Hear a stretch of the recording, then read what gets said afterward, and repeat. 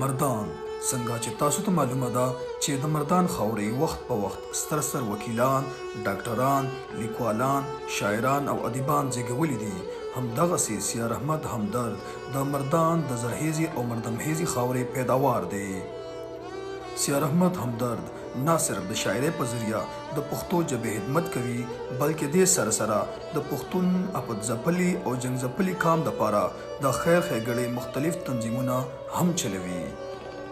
سیار احمد همدرد که یو طرف ته د جانان په ښکلا شعر له رنګ ورکړی، نو بل طرف ته یې خپل جنګ اموخت قام ته د مینې او د سولې پیغام وررسولی دی. راځئ چې تاسو سره د سیار احمد همدرد کلامونه هم د هغې په اواز کې شریک کړو. ستا جدایۍ کې په مونږ ګران وختونه نه تېرېږي، بچیه څنګه یې او څنګه مسافري تېرېږي. نو زویه منمه چې په تا هم تکلیفونه ډېر دي، څه وکړم دلته دې په پلار باندې قرضونه ډېر دي. ستا جدایۍ کې مې د زړه په سر زخمونه ډېر دي، نو ځکه مې کړې درپسې زویه ویرونه ډېر دي. نو د مسافرو غم کې ګله مې ځیګر خوږېږي، او بچیه څنګه یې او څنګه مسافري تېرېږي. نو دلته ساړه دي او نرۍ نرۍ باران ورېږي، کور د کری دی په مونږ چت لکه اسمان ورېږي. او چېرته ترې لاړ شو په هر ګوټ کې په یو شان ورېږي، ورسره سم بچیه ستا غم د هجران ورېږي. نو دومره کور جوړ کړه چې زمونږ پکې سر پټېږي، بچیه څنګه یې او څنګه مسافري تېرېږي. نو دا لوی نظم دی تقریبا چې کوم دی نو هغه سوشل میډیا باندې تاسو وي هغه دغه دی هغه ویل شوی دی، هغه خلک ګوري.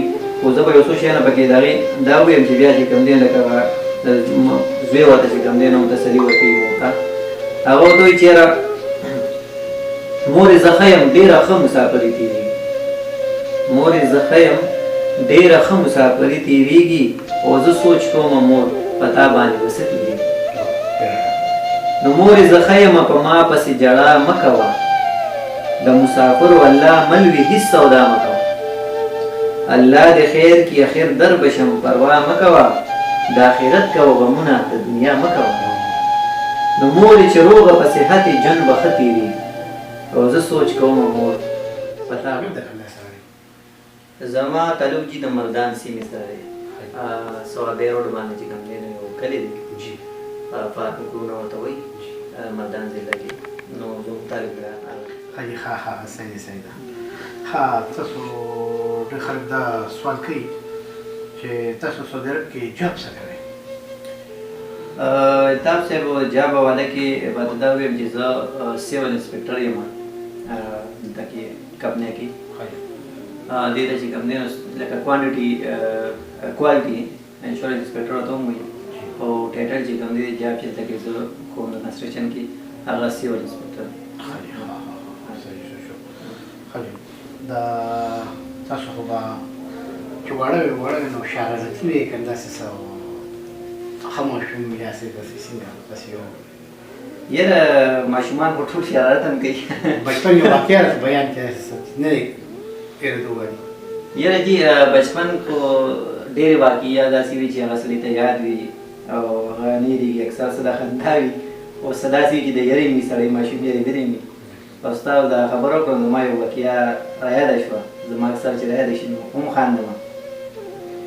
زمونږ جي څنګه چې د سکول جوټیانې شي نو ماشومان نیا کړه ځي نیا لیکه کړه که نه، نو مونږ به همدغه شان خوشحالېدو ماما کړه تم نیا کړه کړه.